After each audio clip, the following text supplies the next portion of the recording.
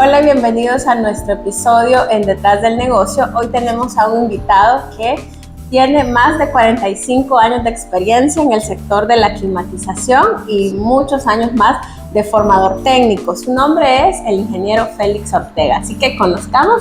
Ingeniero, bienvenido. ¿Cómo está? Gracias y gracias, muy bien. Cuéntanos para que las personas que nos están observando lo conozcan un poco más. Cuéntanos un poquito de su perfil. Actualmente estoy ya retirado, jubilado.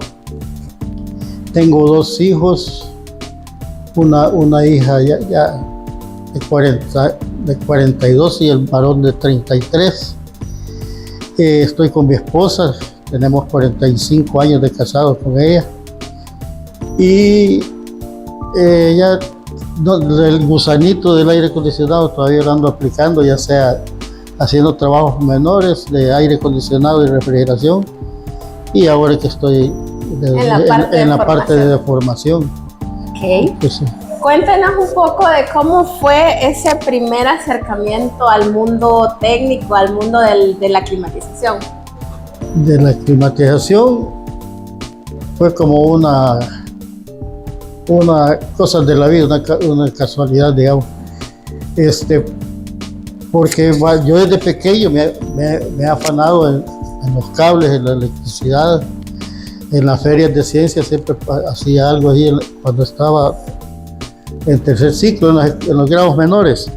Así que yo feliz cuando me examiné para el técnico industrial, para estudiar electricidad. Soy promoción 76. Entonces, ahí se dio un fenómeno que el Instituto Técnico Industrial, como se llamaba cuando estudiábamos nosotros, lo hicieron tecnológico de San Salvador para hacerle competencia al ITCA, al Instituto Tecnológico Centroamericano, que en ese tiempo estaban unos ingleses coordinando todo lo que es el ITCA. Muy buena calidad de estudiante, bueno, todavía lo mantiene. Entonces yo estudié electricidad y al final nos dieron un poco de aire acondicionado. Me llamó la atención. Ahí empezó, digamos, la curiosidad. Fíjate que, ¿cómo le podría llamar? La curiosidad me viene más atrás, cuando las ferias de ciencias de tercer ciclo, nosotros hicimos alcohol. ¿Cómo se llama? La destilación del alcohol se llamaba. Pero yo hice ese proyecto, me llamó la atención ver cómo sacaban el alcohol, que hacían chicha, metían cosas, lo hervían, pasaba por un serpentín en un río y lo enfriaban con agua y ya se condensaba. Y ese fenómeno me impactó, pero no tenía idea del aire acondicionado todavía, pero ya lo llevaba porque ese es principio de termodinámica del aire acondicionado y refrigeración. Entonces, cuando estudié y salí, claro, yo estudié electricidad, bachillerato, quería ir a electricidad, me fui al ITCA, pero como yo venía del pueblo, de Suchitoto, no se me ocurrió ir a orinar antes. Cuando ya nos entregaron el test cabal, se me ocurrió decir, mire, antes de contestarlo voy a ir al baño. Y el profesor era tan estricto que no me vas a ver la cara, me dijo, vas a prepararte, ya viste el test, y yo ni lo había visto. Y vos vas a sacar, pero es que no es eso, es que tengo necesidad, no me la valió. Así que no hice el examen, me fui al baño y ya no me permitieron entrar. Pero me acordé del Tecnológico San Salvador. Ajá. Y me fui a preguntar, ¿verdad? Para salir, porque entonces la universidad estaba cerrada. El bachiller no podía entrar a la universidad porque estaba cerrada y solo estaba la Nacional y la UCA. ¿En qué año más o menos fue eso? 76 o 77 ya va. Empezando el conflicto armado en El Salvador. Sí, cabal. Y de eso ahí comenzó también en el técnico industrial bastantes bueno, estudiantes, bueno. El impacto social que tuvo En ese momento ese conflicto es. De hecho, siempre cuento una anécdota de que nosotros, para despedirnos como promoción, le compramos un camión a la institución moderno, nuevo del año. Hicimos actividades los 3 años que estuve yo. Y resulta de que, porque el camión que estaba era de los 50, era un Chevrolet, todo viejo, Chevrolet creo que era. Pero cuando yo ya me metí a estudiar, que no he terminado cómo me metí a aire, pero les digo, cuando yo ya estaba en el tecnológico, salieron los de bachillerato a quemarlo. El carro ya estaba lo que usted habla, la combustión. Y un señor de frente de un negocio salió con la pistola y le dijo, vaya bicho, que no, a regañarlo según él va. Le quitaron la pistola, lo penquearon y quemaron el carro. Así comenzaba, porque era el 77 ahora. Era el 77 y comenzaba la convulsión. Cuando empieza esa parte del conflicto armado, usted estaba iniciando el bachillerato. Terminando el bachillerato. Entonces llegué a preguntar por el técnico, por eso estaba cerrada la universidad, por los conflictos políticos y sociales que se estaban dando. Pregunté cuáles eran las especialidades, había electrónica, bueno, había varias, y entre ellas le dije yo, ¿cuál es la que tiene menos? Imagínense, no sabía yo mi vocación. Y me dijeron aire acondicionado, pues ahí me voy. Por azar, entonces al aire acondicionado. Pero como le digo, ya traía el principio. Y cuando llega al aire acondicionado, ¿cómo fue ese desarrollo ya de ahí? Vale, mire, cuando salí, porque eran 2 años, 77 y 78 salí, un compañero de bachillerato en electricidad se había metido a una empresa que era la más grande se llamaba Reisa, refrigeración e industria. Se veía refrigeración, aire acondicionado y bombas de agua. Entonces ahí me encontré a mi compañero, nos encontramos y me dijo, mira, yo acabo de salir del tecnológico, no hombre, venite, yo ya domino ahí aire acondicionado. Entonces hicimos la sociedad con Nelson Albanés. Y fuimos un boom ahí, porque entonces casi no, los que trabajaban en aire acondicionado y refrigeración eran empíricos, no había una educación formal. No había. Y precisamente esa es la parte interesante de esta parte de su historia, que precisamente usted estudió en uno de los institutos, de los pocos que tuvieron el bachillerato en aire acondicionado aquí en El Salvador. Realmente el bachillerato no. La especialización. Nos dieron aire acondicionado, sí, en bachillerato, pero no había especialización. La especialización era técnico en ingeniería de refrigeración y aire acondicionado, avalado por el gobierno. Entonces... ¿Y eso duró hasta qué año? Hasta que usted fue la última promoción, ¿verdad? Como les conté el evento, no. El evento ese ya puso la cosa caliente en el ITES, entonces el ITES lo trasladaron ahí por la Gavidia, comenzó la Gavidia. Ahí lo pusieron un tiempo, no sé cuántas promociones, y después al inframen, ahí desapareció. Y teníamos un equipo de primera para aprendizaje. A mí se me dio bien fácil aprender por el principio que ya traía. Porque le gustaba. Y no sabía que me gustaba, porque no fue mi intención inscribirme en eso, pero... Ok, y cuando ya usted sale de su especialización, ¿cuántos años se dedicó al aire acondicionado ya en su etapa profesional? Pues mire, en Reisa estuve 2 años, creo, 78, 2 años.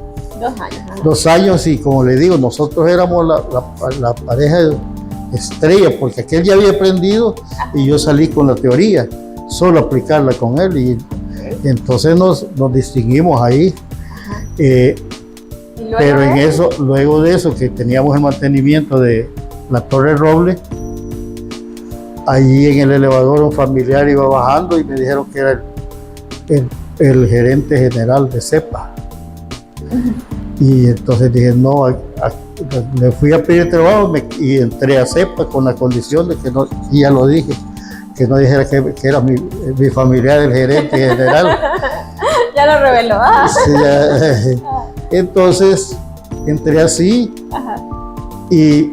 pero llegué de electricista, a trabajar de electricista, pero como mi jefe, el ingeniero López, Domingo López, sabía que yo traía ese técnico, me encargó porque que hiciera la sección de aire acondicionado y refrigeración para no estar pagando porque llegaba otra persona.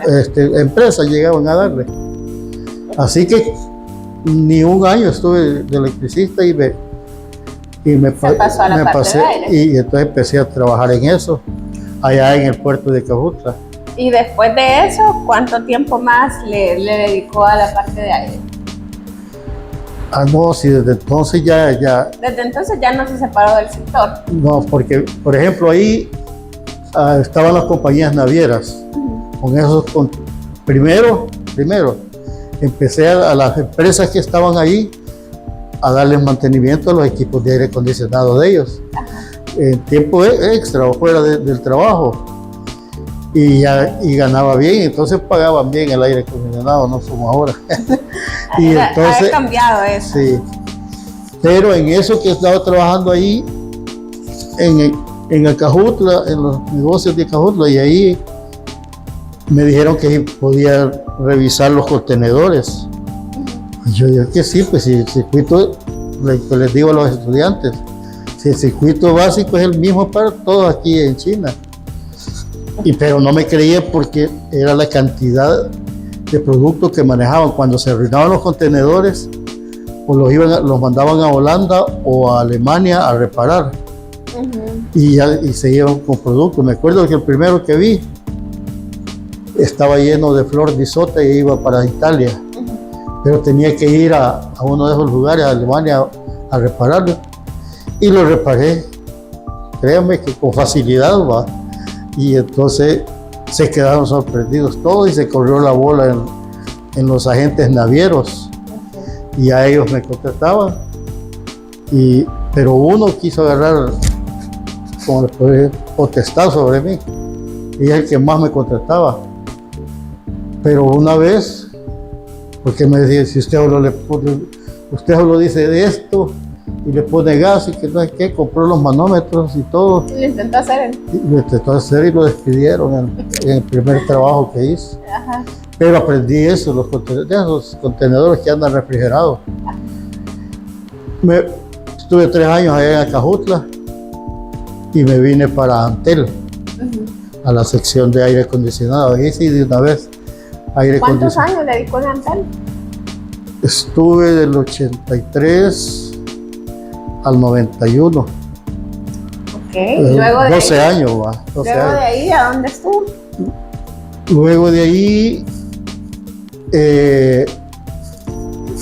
trabajé en la construcción de la embajada, instalando aire acondicionado de la embajada americana ahí en Santa Elena. Alguien me conectó y entonces en el día trabajaba instalando los aires y en la noche trabajaba en Antel. Entonces ya cuando fue el 92 me llamaron para quedarme de mantenimiento en la embajada y tuve que salirme de Antel porque la verdad que yo quería poner mi empresa, pero Antel me trató bien con los salarios y las horas extras. La embajada también lo trató bien. La embajada no se diga. Entonces siempre daba el gusanito. Llegó un momento en la embajada que me dijo mi jefe, mira, me dijo, no quiero que te digas la cabeza en 2 lados, porque hasta mantenimientos tenía. Así que renuncié a todo y te quiero solo aquí. Y de ahí vino un gerente gringo a decir que eso, para trabajar fuera de la embajada, había que pedir permiso. Y les digo que solo 3 en Latinoamérica les han dado permiso. Entonces ya no trabajé y me quedé solo ahí en la embajada. Pero pasaba bien, sí. Pasamos bien. ¿Y pasaron cuántos años ahí alrededor de estuvo en ese tiempo? En el 91 estuve Llegó a su jubilación. Sí, en el 91 estuve en la construcción. En 92 me contrató la embajada. Y cambié de ser técnico de aire acondicionado, de ahí del complejo, le llamamos, al residencial. El residencial era supervisor de todo, electricidad, techos, pero había aire acondicionado también ahí. Okay. ¿Y cuál cree que fue el aprendizaje que más le dejó el estar en empresas tan grandes, empresas gubernamentales? Mire, ¿cuál fue el aprendizaje más grande que le dejó? Mi gran experiencia fue haber trabajado con el ingeniero de la embajada, que otra cosa que fue casualidad. Él quería a alguien, pero otro ingeniero me contactó para entrevistarme, para mandarme ahí. Pero nunca pudo, el otro me mandó directamente con él. Y me agarró, pero ahí yo no tenía la experiencia, yo solo daba mantenimientos, pero ahí era instalación y grandes equipos. El ingeniero confió en mí, me agarró, y ese hombre es un ingeniero, ¿cómo le podría decir? ¿Cómo le llamaré? Bueno, para decirle que es miembro de la Sociedad de Ingenieros Americanos. Pero, digamos entonces que el buen ejemplo que le pusieron es que él domina todo. Y me explicaba cada caso. Por ejemplo, y hay una anécdota que digo, yo le decía, el ingeniero, pero yo tanto tiempo yo lo he hecho de esta forma. Pues has arruinado todos esos equipos. Y eso es algo bien interesante que está diciendo, que así lo he hecho de esta manera. ¿Será que me contara, ya que ha estado más o menos 40 años en el sector, o más de 40 años, y ha visto como la evolución técnica que tienen los equipos? Que cuéntenos un poco, sí, digamos, en su conocimiento, bajo su conocimiento, ¿qué es lo que más, cuál es el dispositivo la mayor evolución que han tenido? Sí, la mayor experiencia que encontré en eso, en aire acondicionado, la mayor diferencia fue cuando entraron equipos japoneses aquí de aire acondicionado. Cuando entraron esos equipos, traían un sistema tan sofisticado de electrónica, pero la comunicación no era como es ahora. A veces es inalámbrica y a veces con un cordoncito que lleva la señal. No, allí tenía la señal, prácticamente era en la parte ahí del evaporador, y un montón de cables. Y entonces era de descifrar cómo sacarle, porque yo de electrónica no sabía nada, pues. Y entonces, eso es muy interesante porque nos dice que, digamos, la electrónica, como en qué años se empezó a introducir en los equipos que ya estaban en el mercado salvadoreño. Mire, hablando de El Salvador no le puedo decir porque le voy a terminar la historia aprovechándolo con la pregunta. Entonces esos equipos eran complicados porque el alambre era de ese telefónico y había muchos falsos. Y bueno, y había que trabajar con ellos. Y anduve trabajando con ellos. Cuando me llamaron a la embajada, yo dije, puya, me voy a encontrar la embajada americana, pues voy a encontrar equipos más sofisticados que los japoneses. No, hombre, un equipo bien sencillo, práctico y que no llevaba nada de digital. Entonces, pasamos el tiempo con esos equipos que no nos fallaban, gracias a Dios, le dábamos mantenimiento.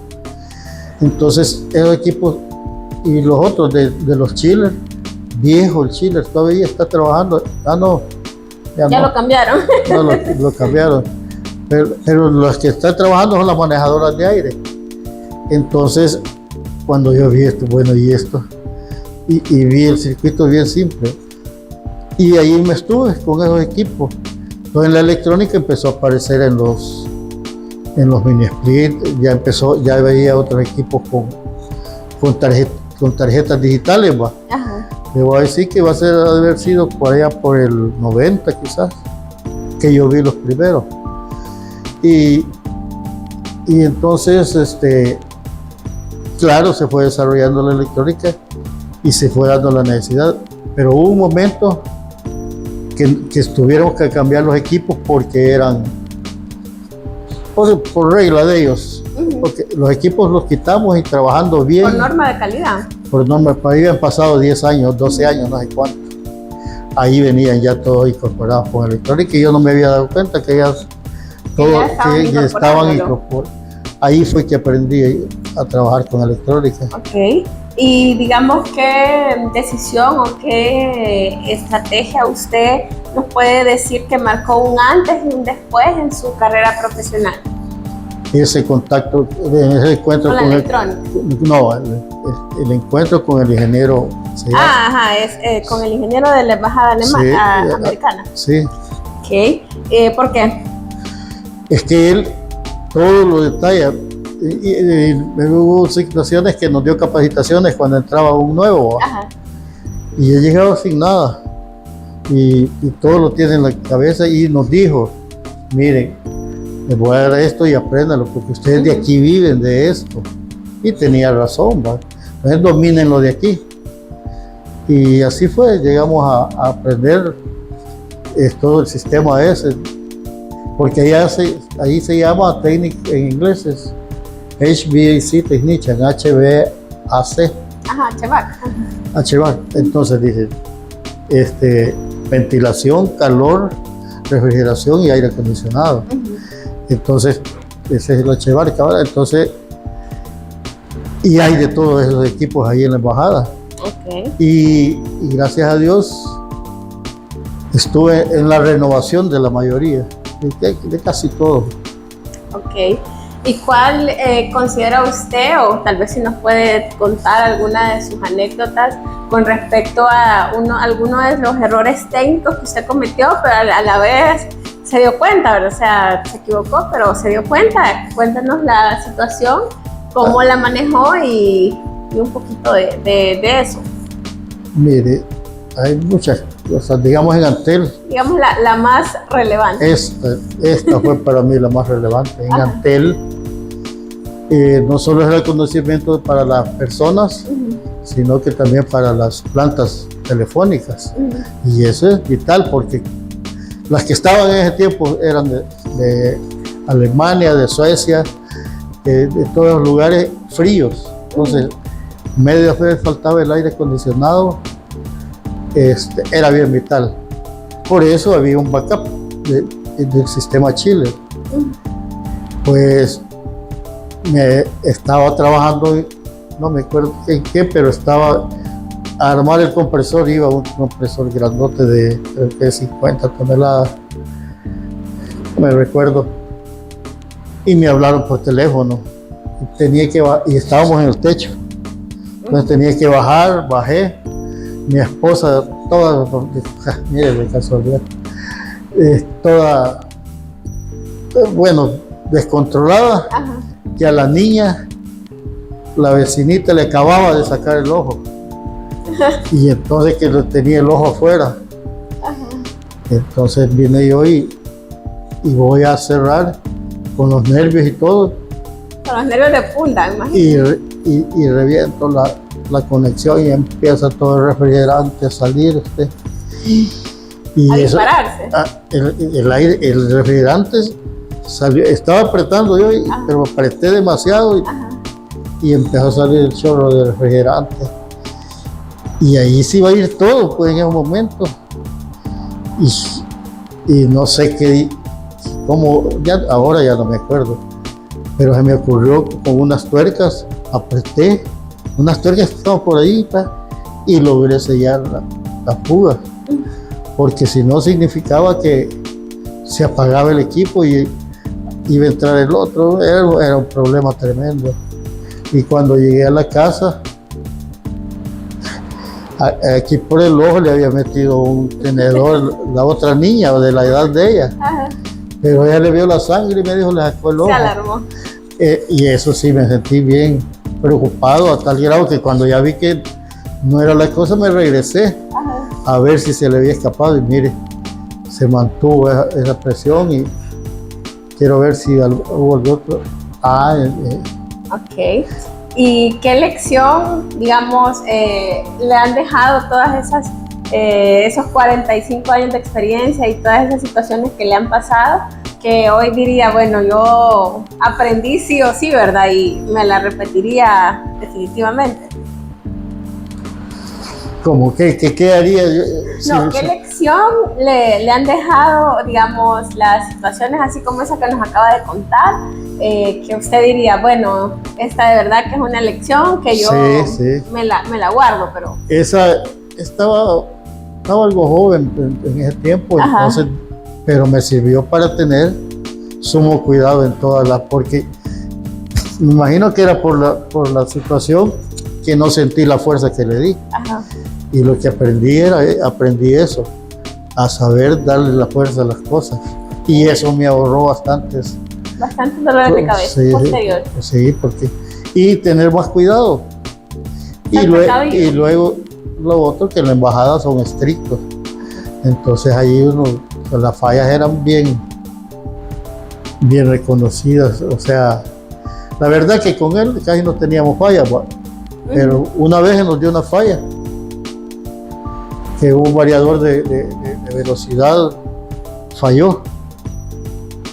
Y bueno, llegó a tal grado que no le hallábamos, que la gente la despidieron, la empezaron a despedir porque había calor en un nivel del edificio, solo era de un nivel. Entonces, imagínese lo crítico que fue que le tuvieron que mire, despedir. llegaban los americanos, llegaban todos, a cada rato los jefes de la zona. Ajá. Y nosotros, ¿y qué? Y nada, y no le hallaba, íbamos con el ingeniero a la par. Y ni él le hallaba, entonces terminamos que de repente quedó trabajando y me dijo, quédate vos, me dijo, pongámoslo a trabajar, cualquier cosa, ya me dio indicaciones y se fue. Voy a ir a almorzar y después vamos, me dijo. Así estaba de crítica, pasábamos ahí todo el momento. Sí. Cuando llegó él, ¿qué pasó? Me está trabajando. ¿Y qué le hiciste? Nada, solo viéndolo, le digo. Así trabajó. Y entonces después al final le dije, ¿y qué tenía? Y no sé, me dijo, pero quedó trabajando. Ajá. Quedó trabajando así. Y eso sí, también fue crítico. Bueno, continuamos con don Félix, que nos está narrando una interesante historia de cómo se fue desarrollando en el mundo HVAC. Entonces ahora quisiera que nos comentara, o más bien que nos aconsejara, según su experiencia, ¿qué le diría a alguien que se está iniciando en el mundo de la climatización y el aire acondicionado? Que se prepare teóricamente, porque el problema que yo he encontrado de la gente es que la mayoría de gente no sabe la teoría y se mete y aprende empíricamente. Y hay muchos que logran aprender bastante. Y bueno, mi experiencia de que ha sido esa, de que porque me ha tocado dar clases de aire acondicionado, la gente no sabe una fórmula. Eso es importante también de destacar, ¿verdad? Usted ha sido formador ya de hace varios años, tanto en universidades como en centro. Pues. Sí. ¿Cuánto tiempo más o menos tiene de experiencia en la parte de formación? Mire, yo pasé creo que como unos 10 años dando clases en la UTLA, en la Universidad Técnica Latinoamericana. Ajá. Y de ahí en otras partes que hemos dado así cursos. Y también me he capacitado bastante porque allí de la embajada, como se daba recursos humanos, nos daba la facilidad, yo seguí estudiando los cursos que yo necesitaba. Entonces, uno de los consejos que usted le daría a los que se están empezando en este sector sería precisamente esa, la parte de formación. Que aprendan teoría, porque los equipos es fácil aprenderse. Usted maneja solo un tipo de equipo, ellos llegan a resolverlo bien, pero no tienen la teoría. Y los que tienen la teoría, que son bastantes, me sorprendía cuando salí de la embajada, que cómo sabían todas estas hipótesis buenos para Teóricamente. trabajar. Teóricamente, sí. Debaten los puntos. Y me alegró eso, saber de eso, y les digo, ¿y cómo has aprendido? En cursos libres. Sí, porque... ¿Y qué consejo les daría tal vez como para que tengan ese equilibrio entre la parte teórica y la parte práctica? Dedicación, nada más, porque aquí viene un punto que yo siempre señalo. Necesitábamos se fue un técnico ahí con nosotros, de la embajada, y me dijo el ingeniero, mira, quiero uno, pero que sea técnico, así, técnico en ingeniería. Pues lo vaya al viejito, igual a mí, le dije, porque ya estaba bien, ya tenía bastante edad yo, y no hay, porque estamos hablando de que por el tiempo de la guerra fue que dejó de dar, y no sé por qué no lo han renovado, ¿no? El ITCA solo da cursos cortos, el ITCHA de Santa Tecla también solo cursos cortos, no sé por qué no lo abordan como una especialidad, pues, de ingeniería. Entonces eso lo están supliendo con cursos libres, pero sí he encontrado gente que conoce bastante. ¿Y qué error técnico usted se ha encontrado con mayor frecuencia en las personas que están iniciando en la carrera? Mire, la mayoría que trabajan en esto son buenos, son electricistas. Entonces vienen ellos y se siente que ya dominan todo, pero porque la mayoría de fallas son eléctricas, pero el equipo es un sistema termodinámico.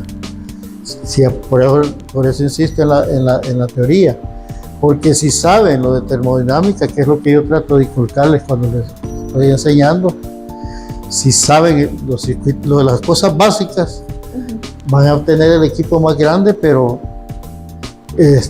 lo van a poder resolver. El caso que me pasó a mí, si apenas tenía como 3 años de haber salido del tecnológico, y me dan ese gran animal, un contenedor refrigerado, con lo que acarreaba que el producto no se debía arruinar. Entonces, pero con los principios yo llegué, porque me tocó arreglar algunos que toda la simbología eran japoneses, y todo en japonés, pero yo me fui por mi teoría. Entonces podríamos decir que un consejo o un truco práctico podría ser entender la parte de termodinámica. Eso, ¿qué llevan estos sistemas? Para poder entender bien lo que es el sistema. ¿Y qué recomendaría estudiar específicamente para destacarse en el sector, aparte de la termodinámica? ¿Cómo que como estudiar? Por ejemplo, darle más énfasis a la electrónica. Sí. Eso es bien importante. Lo que estábamos hablando, la electrónica ya vino a meterse en todo lo que es aire acondicionado y refrigeración. El mini split, digamos, todavía es poco, pero hay unos sistemas de aire acondicionado que le llaman de precisión, que son aquellos que alimentan los servidores de datos en todas las empresas, en todas las compañías, en el gobierno. Entonces, esas están basadas totalmente en la electrónica, y entonces uno lo tiene que aprender, porque son tantas cosas: agua fría, temperatura, humedad relativa, todo eso son sensores digitales electrónicos. Son conceptos importantes que cualquier persona que se esté entrando en este sector se va a llegar a topar con eso. No importa que sea la tecnología más, digamos, más moderna. No importa si tiene los principios de aire acondicionado y de electrónica. Ok. ¿Y qué le diría a su yo de hace 35 años? No, no le vamos a poner los 45, le vamos a poner 35. De hace 35 años que estaba, digamos, como adentrándose en el mundo de este rubro. ¿Qué le diría? ¿Qué consejos? Digamos, 3 consejos. Ya nos dijo uno que era la parte de seguir aprendiendo la parte teórica, sobre todo la de termodinámica. ¿Qué otros 2 consejos le daría a su yo de hace 35 años? Podría ser más cuidadoso, porque yo era muy hiperactivo. Acelerado. Muy acelerado. Entonces, eso me hacía crear problemas. O sea, generarlo usted. Yo lo generaba, sí, porque yo en la mente ya tenía la solución, pero en la ejecución, no ahí cometía los errores. Okay. O sea, porque yo ya sabía que, entonces esa cualidad me la vio mi jefe, el ingeniero Rodríguez, y me decía, espérate, no toques.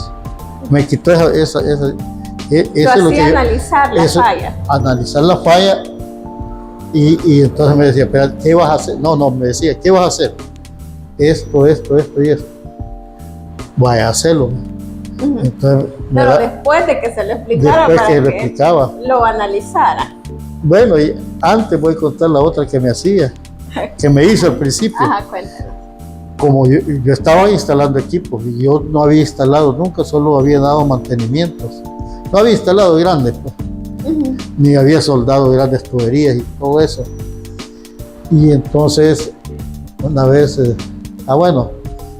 ahí en la embajada, como era tan grande, andaba con radio el ingeniero. Entonces yo me le acercaba a cualquier otro que anduviera radio y que le hablara al ingeniero. Y ya llegaba él.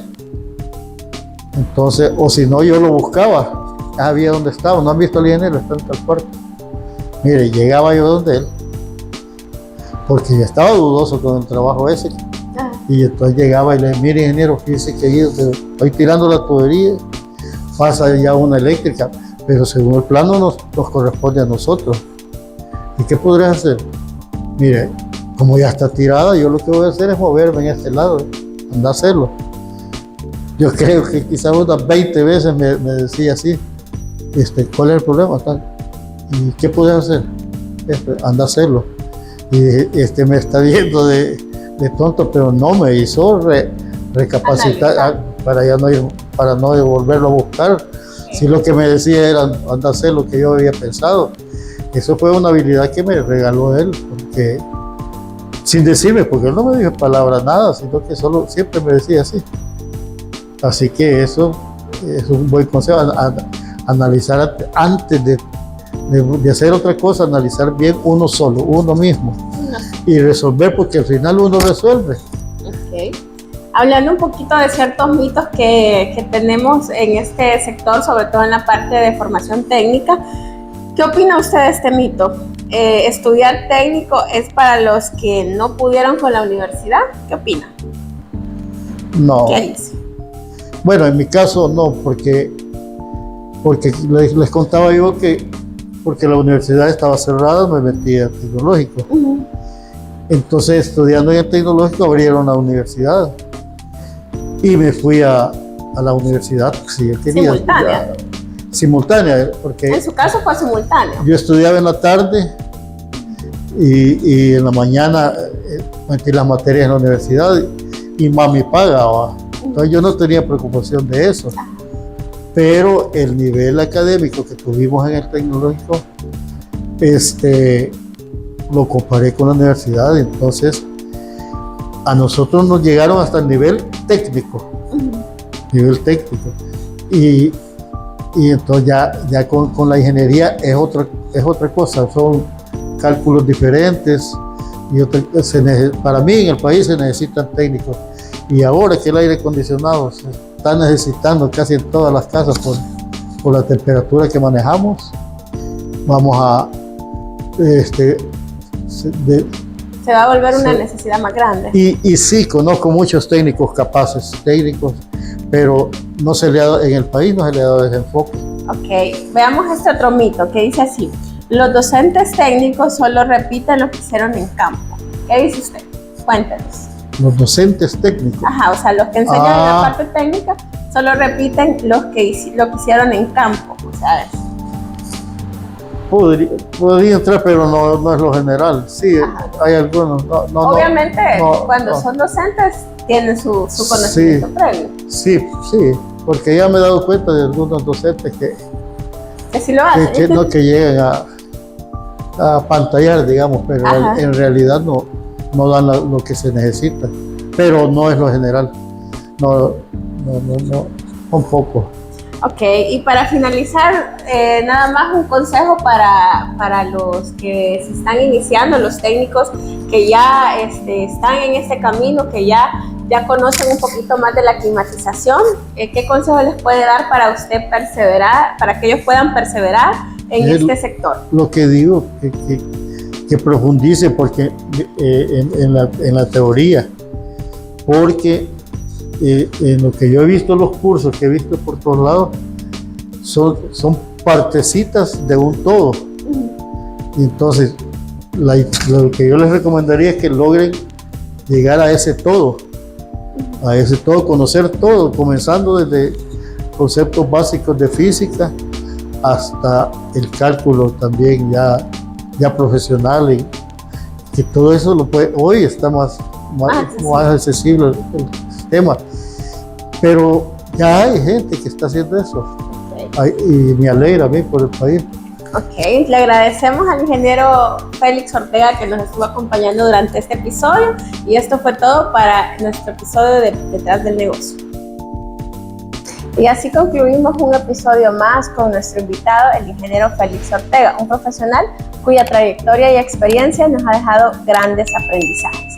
Así que los esperamos para nuestro próximo episodio, y esto fue Detrás del Negocio, lo que nadie te cuenta.